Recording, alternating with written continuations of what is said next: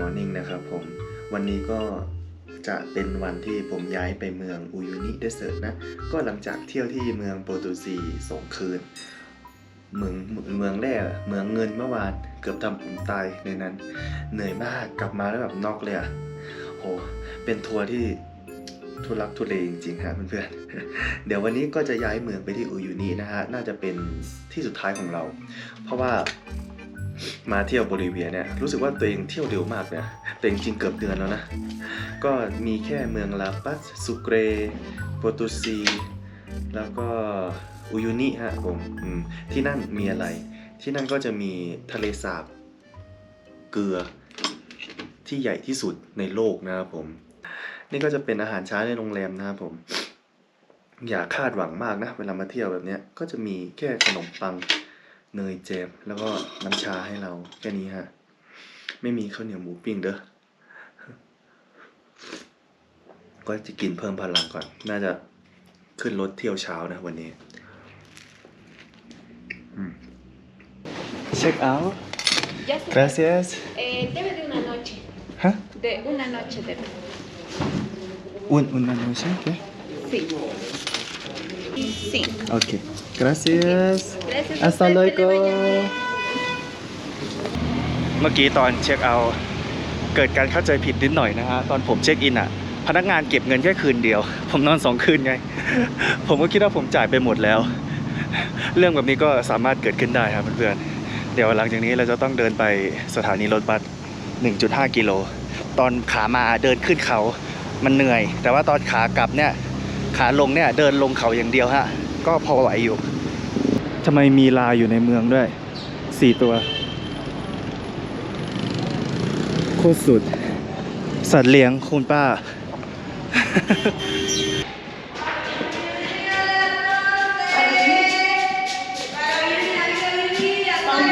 ¿A qué hora? ¿Para qué hora está buscando? ¿Ah? ¿Para qué hora quieres? ¿Tú tienes más rápido? Lo más rápido allá. Para ahorita, para hacer. Buen día. ¿Cuántos días para ahorita? Sí, para Uyuni. Sí, para ahorita. ¿A qué hora? A las 8. Sí. โอเค Ya, vamos. Vale. ผมก็มาเดินหาเอาเลยได้รอบ8 โมงพอดีฮะไม่ต้องรอคันนี้เหรอ ¿Esta? Yes. ¿Nombre? Sunny.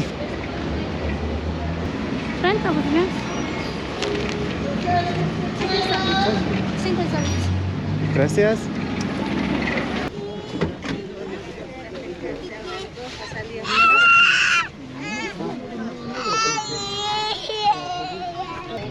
นี่ก็จะเป็นบรรยากาศรถบัสท้องถิ่นจริงๆนะ เพราะว่าระยะเวลามันใช้ประมาณ3 ชั่วโมงนะครับไปอุยูนินะครับผมเราเดินทางแบบนี้เราก็จะเห็นวิถีชีวิตคนท้องถิ่นเขาขึ้นกันรถก็ไม่ใช่เป็นคอมพานีเอกชนที่แบบดีๆที่เคยขึ้นนะฮะก็จะเป็นรถของคนท้องถิ่นรถเล็กๆนะเพื่อนๆผมก็เลยแบบเลยถ่ายบรรยากาศให้ดูเลยเวลาย้ายก็จะประมาณนี้สนุกดีตั้งแต่เดินทางมานะประเทศที่ผมคิดว่าเดินทางยากโดยเฉพาะรถบัสแบบนี้นะรู้ไหมว่าคือประเทศไหนคือประเทศเพื่อนบ้านเราประเทศกัมพูชายากมากแล้วก็ใช้เวลานานไม่ค่อยเป็นระบบระเบียบเท่าไหร่นะครับผมแต่มาเที่ยวอเมริกาใต้เนี่ยสะดวกง่ายมากสะดวกมากๆคอนเฟิร์มฟันธงใครมาเที่ยวที่นี่ไม่ต้องกลัวSuena los tambores.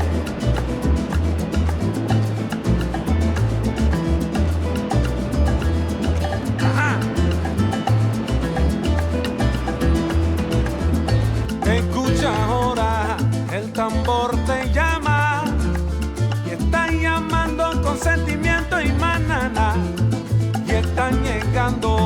todos los rumberos. El lengua están sonando los cueros y ay qué rico está sonando mi rumba. ตอนนี้ผมเดินทางมาถึงที่อุยูนิแล้วเพื่อนๆเป็นเมืองไม่ได้เล็กนะฮะใหญ่อยู่กลางทะเลทรายเลยอะคล้ายๆอียิปต์เลย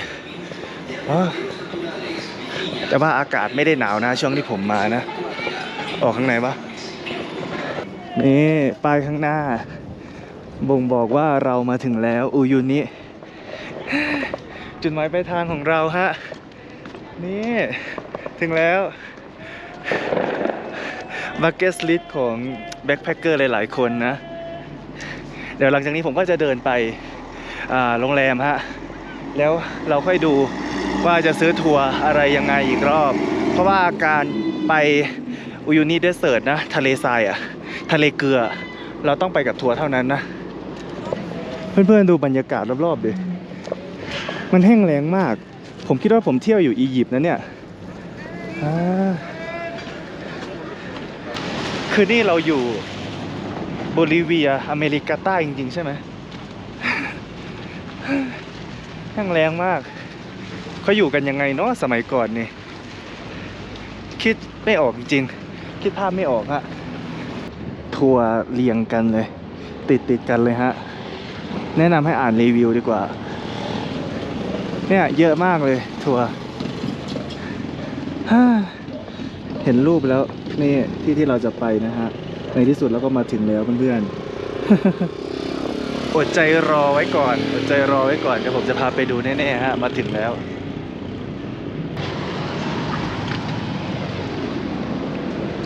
ตอนนี้เวลา 10 โมงเช้าเดี๋ยวเราจะไปทัวร์ทะเลสาบเกลือที่ใหญ่ที่สุดในโลกกันครับเพื่อนๆโรงแรมผมอยู่ตรงนี้ผมซื้อทัวร์เจ้าตรงนี้นะใกล้ๆฮะทัวร์วันนี้ที่ผมจะไปก็จะเป็น full day ทัวร์นะเพื่อนๆก็เริ่มตั้งแต่ 10 โมงจนถึง 1 ทุ่มนะฮะพระอาทิตย์ตกนะดูแดดดิแดดแรงมากสิ่งที่จะต้องเตรียมตัวไปนะเสื้อแขนยาวกางเกงขายาวหมวกแว่นครีมกันแดดให้พร้อม Gracias perfecto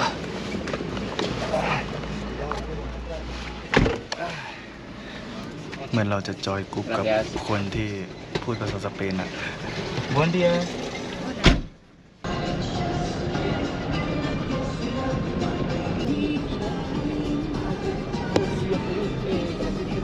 Ok, más ofertable.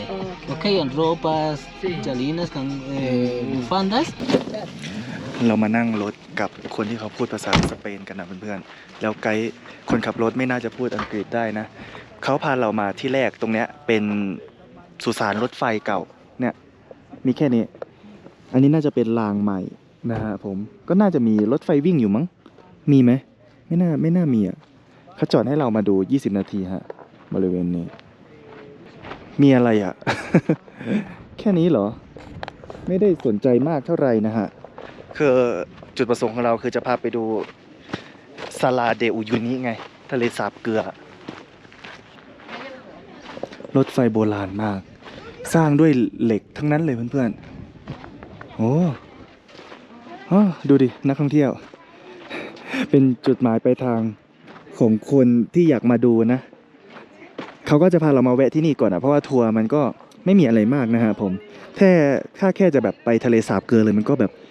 ไม่มีอะไรไงก็เลยพามาดูอย่างเงี้ยอุยุนิ นักท่องเที่ยวเกาหลีเยอะนะเยอะมากๆเลยอะทั้งคนหนุ่มสาวทั้งคุณป้าอาจุมม่าอาจาชีเนี่ยเต็มเลยเพื่อนๆนี่คือเกาหลีนะเนี่ยแค่นี้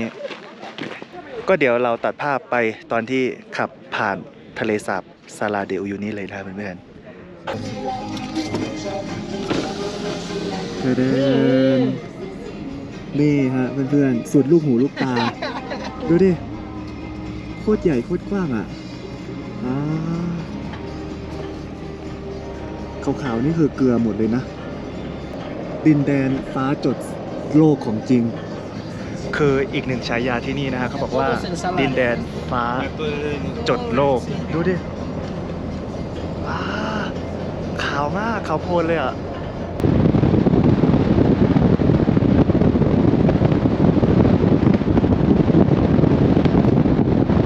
คือบริเวณที่มาตอนเนี้ยเข้ามาในทะเลสาบเกลือแล้วนะฮะเพื่อนๆมันขาวโพลนไปหมดเลยอ่ะแต่ถามว่าสวยไหม มันไม่เหมือนในรูปอ่ะ เราอย่าคาดหวังนะถ้าคาดหวังเราก็จะผิดหวังอ่ะผมอาจจะคาดหวังมากเกินไปอ่ะมันไม่เป็นเหมือนในรูปเพื่อนๆเอียงมากๆ แต่ว่าตรงนี้เขาพามาดูเหมือนจะเป็นน้ำที่มันผุดขึ้นมานะครับผมเขาบอกว่ามันเป็นน้ำเย็นอ่ะเขาบอกว่ามันสามารถรักษาโรคได้นะครับผมก็คลายความเครียดอะไรแบบนี้นะเมื่อกี้มีฝรั่งกินน้ำไปด้วยอ่ะกล้ากินไหมตรงนี้บ่อเย็นมากอุ้ยแปลกนะปกติที่แบบน้ำผุดขึ้นมามันจะแบบร้อนใช่ไหมแต่เนี่ยเป็นน้ำเย็นเลยอ่ะเย็นจัดเลยคือความกว้างใหญ่ของทะเลสาบเกลือซาลาเดอูยูนิตรงนี้นะครับผมมีขนาด 1582 ตารางกิโลเมตรนะซึ่งใหญ่เป็นอันดับหนึ่งของโลกโอ้โคตรใหญ่แล้วอยู่บนความสูงจากระดับน้ำทะเล3,600 เมตรการเกิดของบริเวณทะเลสาบเกลือตรงนี้นะเพื่อนๆเขาคาดการไว้ว่าน่าจะแบบก่อนยุคก่อนประวัติศาสตร์ 12,000 ปีนะครับผมโดยบริเวณเทือกเขาแอนดิสตรงเนี้ยมันไม่มีแม่น้ำที่แบบไหลออกสู่ทะเลน้ำมันก็เลยมาขังอยู่บริเวณนี้กว้างใหญ่แล้วพอการเวลาผ่านไปใช่ไหมฝนอะไรก็ไม่ตกตามฤดูกาลแดดก็แรงมันก็เลยเหือดแห้งระเหยกลายเป็นเกลือตรงนี้นะครับผมเขาคาดการณ์ว่ามีเกลือที่อยู่บนทะเลสาบอูยูนิตรงเนี้ยประมาณ 10,000 ล้านตันเรียกได้ว่าเป็นทะเลสาบเกลือที่แบบตั้งแต่ยุคดึกดำบรรพ์เพื่อนๆว้าสุดยอดวันนี้เราก็ได้มาแล้ว บริเวณนี้เขาแบบรับจ้างถ่ายรูปด้วยนะจริงๆทัวร์ที่เราซื้อมาไกด์เขาก็จะถ่ายรูปให้เรานะครับผมเนี่ยน่ารักมากว้าว 10 bolivianos, 9 fotos. 10 bolivianos, 1, 2, 3, 4, 5, 6, 7, 8, 9 picture. Night picture para picture. 10 boliviano Yes. นี่ฮะใครที่แบบจ่ายเงินเขาจะแบบนี้นะ Tu voy a tomar para mí Sí, ok. ¿Quieres? Con eso tomamos. 10 boliviano โอเค 10 bolivianos. โอเค เดี๋ยวเรามาลองถ่ายแล้วกันนะ ก็มาลองใช้บริการนะ แค่ 10 บริเวณโนเอง 50 บาท ได้ 9 รูป นี่พ็อปของเขาผมจะวางกล้องไว้ตรงนี้นะ แล้วก็จะถ่าย Regarde, ils sont trop stylés. Mais oui. Je comprends pas ce que ça rend sur la photo. 1, 2, 3. Okay. Okay.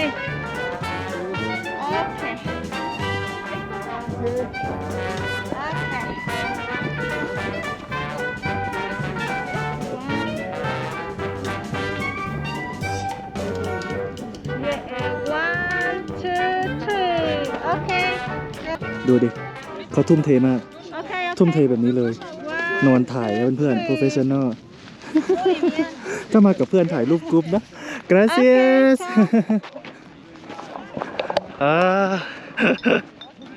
แต่ว่าอย่างที่ผมบอกนะว่าถ้าใครที่มากับไกด์เขาก็จะเตรียมพ็อปมาถ่ายให้เราเหมือนเดิมถ้าแบบไม่อยากเสีย10 บริเวียโนนะแต่ผมคิดว่ามาถึงทั้งทีก็จ่ายไปเลยมันไม่ได้แพงมากแล้วก็แบบมีรูปไว้ให้เราเก็บไว้ดูเล่นๆฮะขำๆดีนะ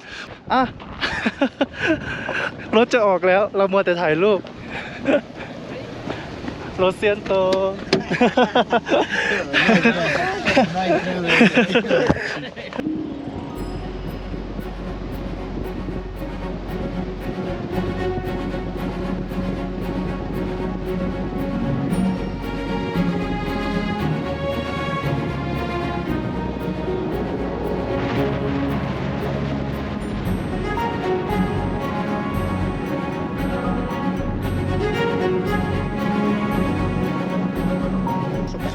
Señor, ¿puedo esperar allí? Sí, no hay problema. โอเค Sí. see you ตรงนี้ก็เป็นเหมือนมอนิวเมนต์ที่เขาสร้างจากเกลือให้คนถ่ายรูปทุกที่จะมีคนรับจ้างถ่ายรูปเหมือนที่ผมถ่ายเมื่อกี้เลยเพื่อนๆก็ดีน่ารักดี เดี๋ยวผมจะพาเดินไปดูตรงนั้นนะฮะมันจะเป็นที่ที่เขาปักธงหลายๆชาติไว้ด้วยกันนะเป็นอีกหนึ่งแลนด์มาร์คในการมาที่นี่ผมจะพาไปตามหาธงชาติไทยเดี๋ยวไปดูธงชาติไทยเราจะมีไหมถ้าไม่มีผมเตรียมธงที่ผมพกไว้นะจะห้อยไว้ตรงนี้ คิดว่าน่าจะมีเลยนะไปดูกันเหมือนผมมองไปเห็นธงชาติไทยแล้วมีคนเอาธงชาติไทยมาผูกด้วยมีอยู่แต่แบบธงชาติผืนเล็กไปหน่อยนะผม แล้วก็ผูกอีกได้นะฮะมีธงชาติไทยประมาณ 2-3 อันอะมานี่ธงชาติเรานี่ฮะธงชาติไทยพื้นที่หนึ่งไหนวะเมื่อกี้เดินมาเห็นอะอีกอันหนึ่งอยู่ไหนวะนี่พื้นที่2ธงชาติไทย มี2ผืนฮะแต่ว่าของผมที่เอามามันจะผืนใหญ่มากๆนะเดี๋ยวเราจะมาแขวนธงชาติเรา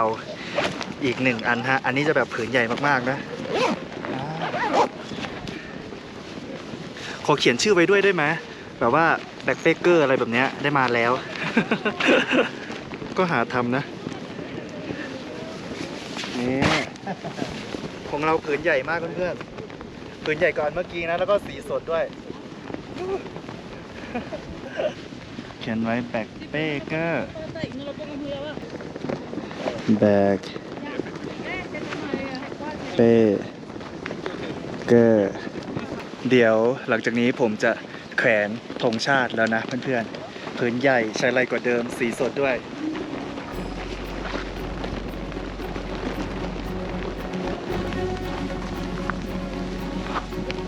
ใครที่แบบมาที่นี่นะอย่าลืมมาตามหาธงของผมนะอยู่ข้างหน้าตรงนี้นะฮะเรียบร้อยจะเดินต่ำไปไหมวะเนี่ยผืนใหญ่มากจะเดินเสร็จแล้วอย่าลืมมาตามหากันนะธงชาติไทยแลนด์ บนสลาเดอูยูนี่ฮะ นี่เห็นไหมพอลมพัดแล้วแบบใหญ่มากผืนใหญ่เห็นชัดเลยฮะว้าว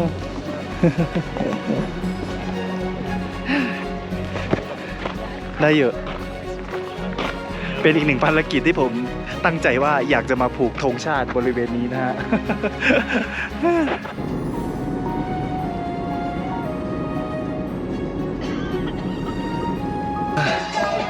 ว้าวดูเกลือ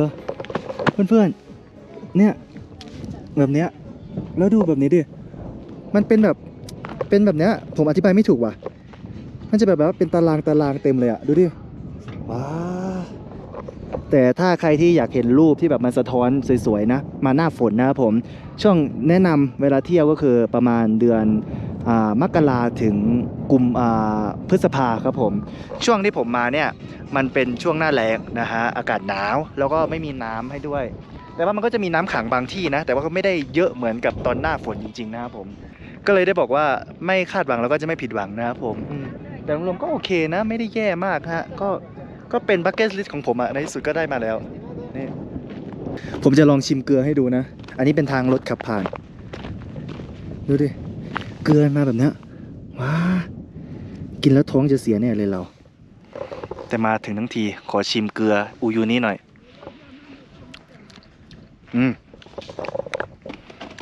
เกลือของจริงฮะ10,000 ล้านตันนะที่คาดการว่าอยู่ในเนี้ยเกลือเค็มจริงๆในที่สุดผมก็มาถึงแล้วเพื่อนๆซาลาเดอูยูนิทะเลสาบเกลือที่ใหญ่ที่สุดในโลกก็เป็นอีก1ทริปที่ปิดได้อย่างสวยงามนะครับผม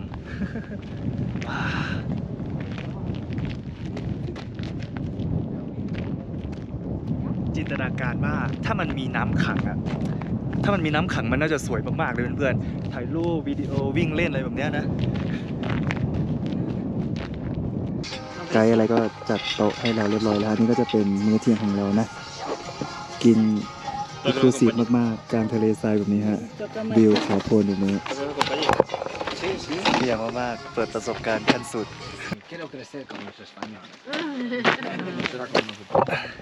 นี่ก็จะเป็นอาหารของเรามื้อเที่ยงนะครับผมกลางทะเลทรายแบบนี้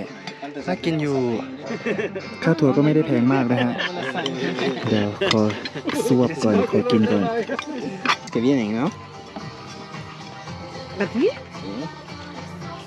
No hemos visto mucho. Miriam, pero es porque ganan. One, two, three. Perfecto. One, two, three. Okay. One, two, three.